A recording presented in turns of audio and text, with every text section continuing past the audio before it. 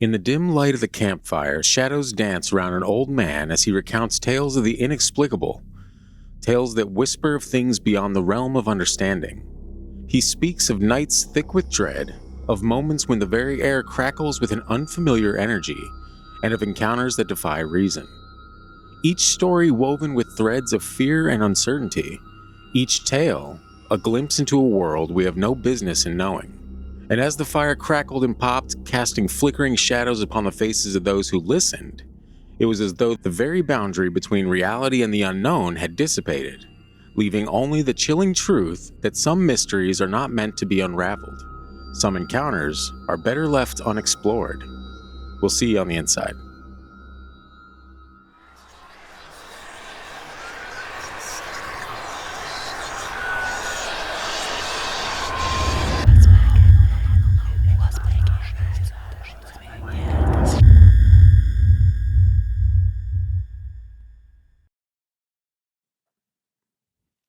Oh, welcome back. I didn't see you there. Welcome back to yet another episode of Sleep with the Lights On, Volume 13. We're here once again, and we are having some fun with this one. I'm not sure if I timed it properly, but this is the Skinwalker episode. Oh, nice. I know. And we had a skin, like I'm like spilling the beans if it's not going to be out, but I'm pretty sure it's going to be out. And if it's not, then there's a Skinwalker episode coming up that's actually really cool. And so I kind of wanted this to correlate a little bit with that. What's a Skinwalker? No, because I'm going to mess it up somehow. I'm going to say something wrong and people are just going to fire off comment after comment like, this guy's ridiculous. He doesn't have hair. And that's a... I guess if they listen to our Skinwalkers episode, that's pretty much... They would know exactly what a Skinwalker is. Yeah, that's pretty much exactly what a Skinwalker is. Go check that out. Not from our mouths, but from an experiencer's mouth. Yeah, exactly. And that's the way it goes. I think we can just dive right in this episode. Christian, as always, I'm joined by my father-in-law and the world's biggest skeptic / wettest blanket. I am definitely not the world's biggest skeptic. I don't even like being put in that category. Oh. I am just skeptical. Wow. Tell that to 180 plus episodes of this podcast, huh? Is it 180? It's over. Wow. That's a lot. That's too many. Some might say that's too many. We should probably have had lives at this point, but... Hey, if somebody is saying that's too many and they've listened to all of them... That's on them. That's not on us anymore, you know? And that's fine, honestly. Do what you want. This first story, if we can just dive right in, I'll touch on everything else later. You don't want to hear any of the semantics. Just like and subscribe. Yeah, you can do that. This first story is called Tap Tap on the Window, and it's by Navajo Joe. What a fun name. Mm-hmm. Old Navajo Joe. I was a kid when this happened. My uncle and I were finishing up chopping and gathering firewood for my grandmother because it was getting dark. Driving back on a dirt road at about 30 miles per hour, I had this awful sense of being watched. Before I could turn to look out my window, the passenger side, my uncle quickly shouted, "Don't!" I completely froze. My heart felt like it was beating out of my chest, then completely stopped when I heard a tap-tap on my window. My uncle sped up and was loudly praying in my native language. I didn't know what was going on and thought it was over till our truck suddenly dipped from the bed. My uncle then started saying, "Look at me and don't turn away," over and over. Then I heard it again, tap, tap, but from the window behind me. It was getting harder for me to breathe and I wanted to cry. A minute or two passed and the truck dipped again. My uncle looked around and sighed. It was quiet besides the truck and the road. He looked at me and said, "We will ask your father to do a prayer in the morning, so the evil will forget our faces." That was a Navajo to English equivalent. I remember curling up on the seat and just staring at the radio watching the time, listening to my uncle sing an old prayer till we got to my grandmother's house. This is like, he added on later. He said, "I called my uncle because I had a nightmare about that night. We talked about it for a bit." He said, quote, "I didn't see faces, just eyes. Like brake lights you see on the road, it watched you." Before hanging up, I tried joking with him about it. "Why didn't you just step on the brake when it was in the back?" No laughter, just a pause. His response was, "Because it wasn't alone." That's not what you want to see when you're driving home. That's not what you want to see, what you want to hear. It's very fascinating. And if you know, especially when you hear Skinwalker stories coming from Native Americans. There's a lot to it. Like in this case, don't look at it. Look at me. Yeah, just repeating over and over. Don't look at it. Don't look at it. Like that would terrify the hell out of me if I'm just some kid in a car. Like, what the hell's going on out there? My curiosity, man. I don't know if I'd be able to not look at it. I'd be like, kids can tell. I've heard stories like this before where kids are told not to look at something and they don't. An adult would look and be damaged forever, but a kid will actually, in some cases like this, not look. And lucky for them, because maybe if they would have seen it, it would have come back to them throughout their life, or they would have had more experiences. Because it seems like when we hear about these experiences, a lot of times it's either not the first time that it's happened to them or not the first time it's happened within their family. I mean, it's easy for me to hear a story and be like, oh, wow, well, I would have done this. But like in that situation, I honestly don't know what I would do. If you're driving down the road and something taps on your window, there's always going to be a problem. Mm-hmm. Whether it be a cop or if you're driving and a cop's tapping on your window, that's a different kind of problem. That's a lot of talent. You got to respect that at the very least. Yeah. But if you're driving, tapping on your window. True that. Unless you taught your dog that's sitting in the truck bed to tap on your window to get your attention. Everything else is spooky. Yeah, I've heard enough stories over the years of people driving and looking out their window and seeing something running alongside the car and them just like, hitting the pedal to the metal and be like, I was going 65 and it was still with me. I'm like, oh. I had something like that happen, but it wasn't supernatural and it was freaky. Even though it wasn't supernatural, I was in Anchorage. Yeah. Driving like 40 miles per hour or something down the road, and a moose was just pacing me in that big gigantic thing running that speed right next to me. It's scary, man. Yeah. I've had a couple close calls in Anchorage myself with moose. The scariest though was, I think, in Canada when I was moving up here. We were driving and I awoke to like China just white knuckling the wheel, and like my first vision when I opened my eyes, I'm like, there's this gigantic moose running towards her door. And then right at the last second, he turns and just like follows alongside the car. And I'm like, I'm from Vegas at that point. I'm like, this doesn't happen in the casinos. Yeah. I had something similar happen with the moose. Well, it wasn't really similar, but it was basically a couple weeks ago. I was on lunch and I was driving up to the store to grab me a snack. And this moose comes running out of a side street full on. He says, that's my snack. Yeah, there's a semi in front of me, and he slams on starts to hit his brakes. So I'm hitting my brakes. This moose charges right at his grill. And I'm like, he's going like 30. The moose, I don't know how, but it's running. And right at the last second, he honks his horn, and it just veered off and missed him. Ran like within a few feet of the car that I was in. No, it's too much. So it's too much. I don't like that. That's kind of a long way of explaining how creepy something is. And that's not even supernatural or paranormal or anything like that. That's just a fucking moose. Yeah. Now add red taillight eyes and more than one of them, including one sitting in the back of the truck, right? Tapping on the window. Yeah, because they said they felt the truck bed dip. I'm like, well, it could have been a pothole, but not if there's a skinwalker in the back. You didn't think about that, did you? Yeah. Yeah. It's one thing to see something as you're driving. You could be like, oh, whatever, that's the imagination. Yeah. The imagination, if it was able to make you believe something was in your truck bed heavy enough to make it move. It's a powerful imagination you got there, friend. Yeah. Yeah. All right, let's get into this second one. This second one is called Sheep to the Slaughter. Ooh, sounds fun. That's by Sapo Loco. Very nice. Not as cool as Navajo Joe. That is true.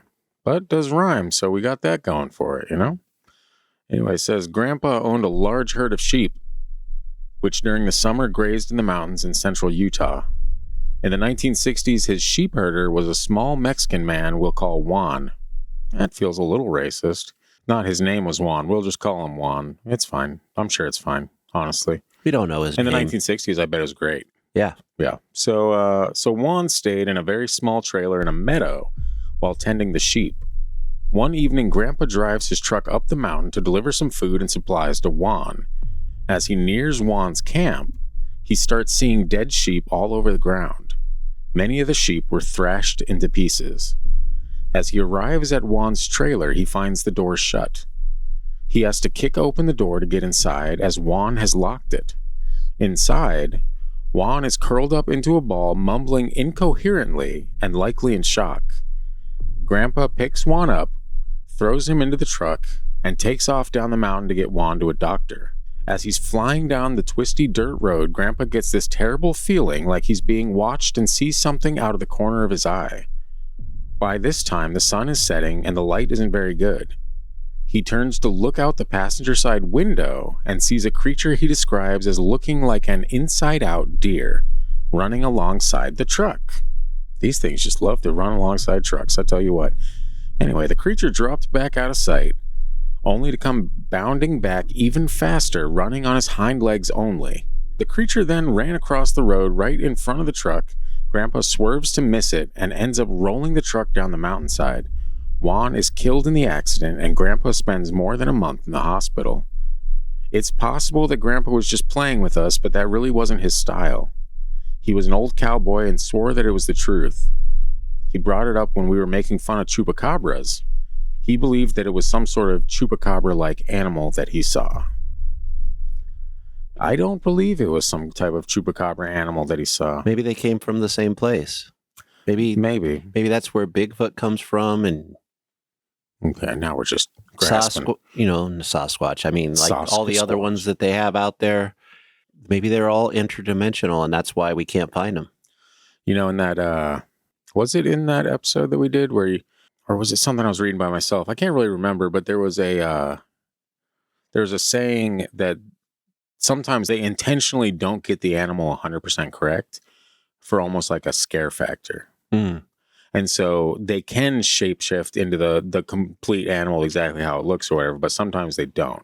And I don't know how accurate that is, but that is something I came across and I was like, that's really creepy. And then hearing this story and the guy being like, it was an inside out deer.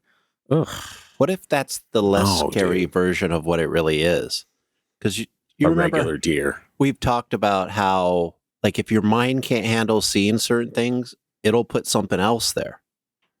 Or if you don't understand what you're seeing, it will put something a little bit more relatable or understandable so you can kind of grasp the concept or you have tried making that point before, or do whatever you need to do to get out of the situation. Sometimes it's just to escape, but you don't know what the hell's chasing you, so you see something there. I really do be like that, yeah. So what if whatever anybody's seeing that may or may not be a skinwalker is just so terrifying that an inside-out deer makes more sense to our animal mind when we're trying to, because it's just something we can't comprehend.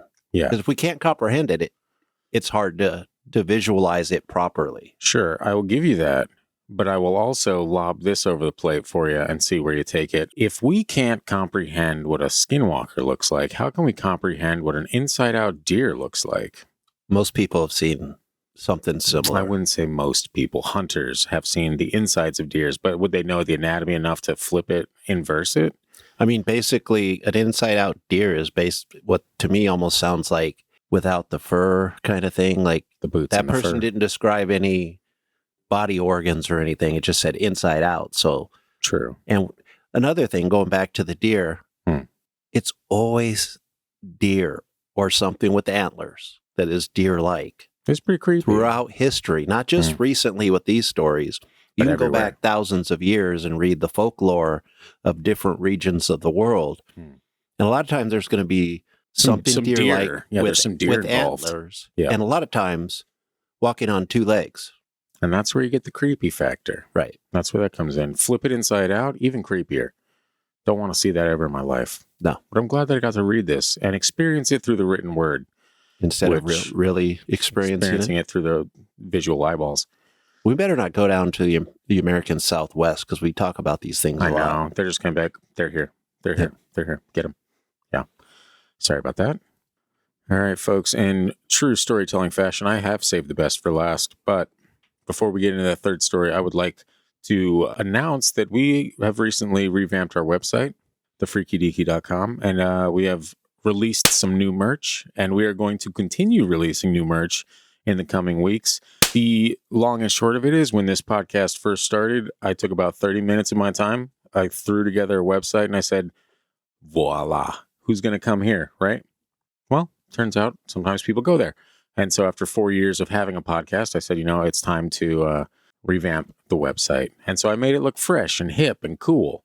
I've added Easter eggs in there that are tricky to find, but I'll give you one for free. It's the freakydeaky.com/beans, where you can draw on Christian's face. I know it's not that exciting, but at the same time, it's kind of exciting, you know? But beside all that, and that's only available on the desktop, by the way, but beside all that. I cannot believe you're promoting a form of voodoo. I can't believe you don't understand what drawing on your face is, but it's fine. So check out the merch store. We got a couple of really cool new designs coming, and a couple of really cool new designs that just dropped a few weeks ago. So you're going to want to get your eyes on those. You're going to want to get your pocketbooks out, and you're going to want to place an order because they are dope. And I say that about everything, but I actually do mean it with this. They're dope. They're very dope. It will be dope. And only podcast listeners really understand that, but that's fine. Beside the point. It's still dope. It's still dope. Yeah. So now that that's out of the way, let's get into this third and final story of today's episode. It is called Campfire Confessions, and it is by Moonlight Bay 129. Sup, Bay? God, I'm so glad that's pretty much over with, right? People don't say Bay anymore, right? That was a pretty brief period. It's a few years, maybe. Yeah. 2 to 3 years. Not very long. Yeah. But that's everything now. That is true. In and out. Unless you're that's what a hamburger's all about. But, Ooh. I know. We shouldn't be talking about In and Out right now. It's okay. My grandfather told me a story once as we sat around a campfire in his backyard in the cool night of the Arizona desert. The horizon was clear, and each star twinkled in a purple sky with a full fat moon hanging low over the mountains. Oh, yeah. His voice was raspy and gravelly, the result of a lifetime of smoking cigars and drinking whiskey. The fire danced and shined across his wide, dark eyes as he settled into his seat, ready to tell his story. Way back when I was a boy, about your age, he began, I lived outside an Apache reservation with your great-grandfather. He had returned from the war and set about raising horses and cattle on a 100-acre ranch settled between a brambly mountainside with dirt good for growing thorn brush and not much else. One night, my mother was sick, and Pa and I took a trip into town about 50 miles away, straight through a dry desert, over a washed-out creek and some old abandoned farmsteads. The fire sparked and a log cracked, jolting me out of the story. "What next?" I asked. "Settle down, boy. You'll hear soon enough." Classic. Pa and I were driving in an old Ford pickup truck. I remember it was dark out, inky and thick, with only the lights of our old truck lighting up the road. I remember, too, when the engine began to sputter, and the truck slowed to a jerky stop. "God damn it," Pa said, guiding the Ford to the side of the road as it coasted to a halt. "Stay here, son," as he stepped out into the darkness, shutting the door with a heavy thud. My window was down, and the cool desert air was breezy and felt good on my hot face and neck. Pa was getting water from the back to cool the engine, and that's when I smelled it. Rotten eggs. Strange, I thought, to smell sulfur in the desert. My nose also picked up carrion, like one of them dead bloated cattle that would drop from the heat and lay there until the crows pecked enough holes in their hide to cause the whole thing to explode. Gross visual? It stunk, and I gagged. My skin started to tingle, too.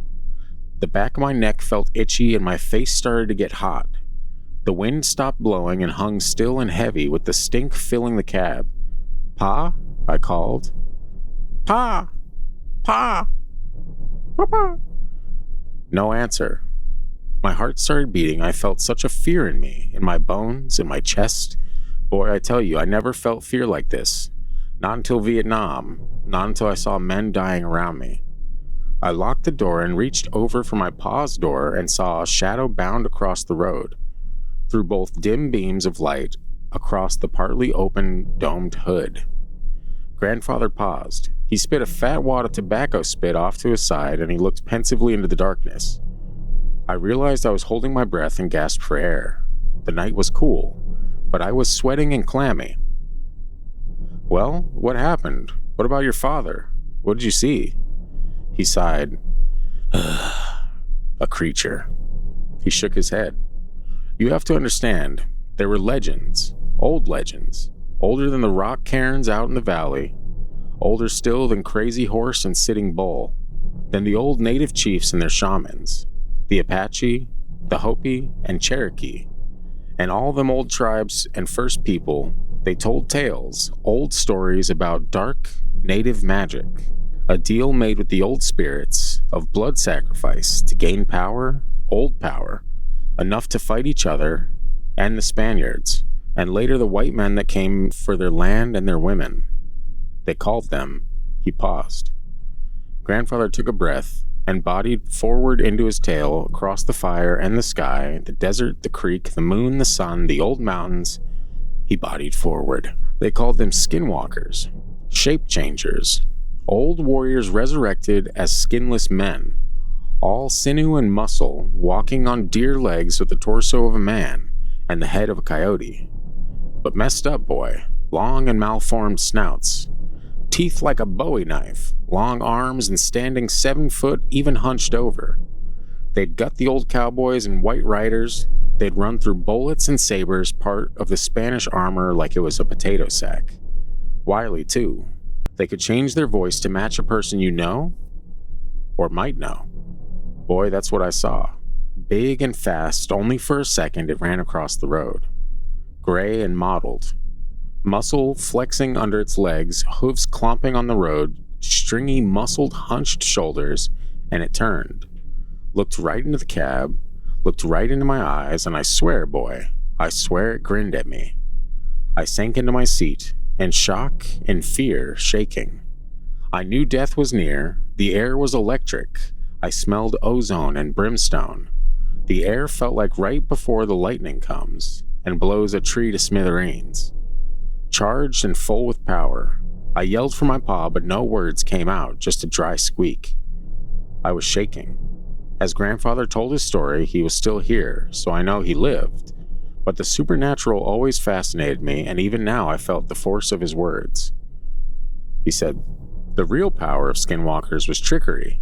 Sure, they could change their voices, but also their skin. That's why the gods took their hide. So they could take others. Not for long, the legends say. Maybe an hour before the soul of the skin they wore would come looking for their mortal shell before going to whatever hell awaited them. Though I think that getting skinned alive was hell enough. A minute passed in what felt like a lifetime. 1 second in 1,000 years. My father's door opened, and I jerked my head to the left, putting my fists up to fend off attack. Son, it's me, my father said, before climbing into the cab. He grasped the steering wheel and pulled himself in awkwardly, jerking himself into the seat. I cringed into the corner. I looked at him. I looked hard. Boy, your great-grandfather was a good man. Treated me and my ma right. He fought the Nazis and saw the worst of man in Poland when he freed all them camps. And now I was taking his measure. Is this my father? Do I make a run or do I die? Is it him or not? Let's go get that medicine for your ma, as he pulled the truck into gear and pulled it out onto the road, and our trip resumed. I guess it was him after all. But how did you know? Was it because he said something about your mom? He said, no, boy. I knew because out the window, out the corner of my eye, I seen that beast running 50 miles an hour right next to the car, looking at me with them yellow eyes and grinning mouth. I looked and saw it. Hunched and angry, running next to us, boy. My pa kept his eyes on the road, locked straight forward. Son, he said, don't look at it. Don't look at it. That's how I knew, boy. What a fun ride. Damn, there's a lot of trucks being attacked by skinwalkers in this episode, I'm finding. How did I not see that correlation beforehand? What? I didn't realize that literally all 3 stories had trucks and like a grandfather figure or a father figure, because that's all you did back then. I mean, that's the area. Everybody has trucks in those areas, especially back then. I guess you're not like hiking through looking for one, so I guess it'd be when you're out and about, you happen to see one. Yeah, back then people had trucks because they needed to move something, do some work. Yeah, nowadays people have trucks just because they think they're supposed to have trucks. Because I like to park wherever the fuck I want. Yeah. And I don't want to let you pass on the freeway because I'm an asshole. I have some pent-up aggression towards a lot of truck drivers, I'm finding. So it's fine. Again, though, don't look at it. I found this story fascinating because it mentions that the skinwalkers were after the whiteys. Well, the Spaniards, the Europeans, when they came to, or the new Americans. We call them whiteys. When they started expanding westward. they were attacking basically soldiers at that time. So might be something we need to look a little deeper into and see if there's any stories and what they were attributed to. Like, I'm sure like any kind of stories where soldiers died are going to be attributed to Native Americans in the area. Yeah. But we might find that maybe it's something else that was there before. You know, and it'd be before a the unique, Native Americans. it'd be a unique look at that as well. I haven't heard that particular angle before, and I feel like that'd be a good, that'd be a fun episode. And if we can find something on it. Yeah, I like to go back in time and find the old stuff, so I'll look it up. We'll see if we can find something.